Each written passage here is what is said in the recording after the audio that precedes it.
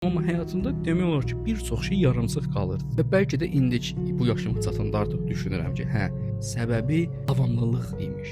Yəni mən əvvəllər motivasiya yönümlü hərəkət eləyirdim. Yəni motivasiyam var idisə davam eləyirdim, amma düşünmürdüm ki, motivasiya insanı bir yerə qədər aparır, çünki motivasiya tez sönür. Yəni sən o motivasiyanı inanıb hərəkəti eləsən, bir yerdən sonra o qutaranda artıq heç nə eləyə bilməyəcəksən. Çünki sən motivasiya odaqlı hərəkət eləmisən. Əsl lazım olan isə insana davamlılıqdır. Bunu məsələn bu həyatda gecikmişdiyə o barədə gətirirəm ki, mənim məsələn elədiyim bu idi. Motivasiyaya görə hərəkət edirdim, motivasiya qutaranda qalırdım belə. Amma davamlılığı nə vaxt yoxladım? 2025-də kitab yazmağa başladım.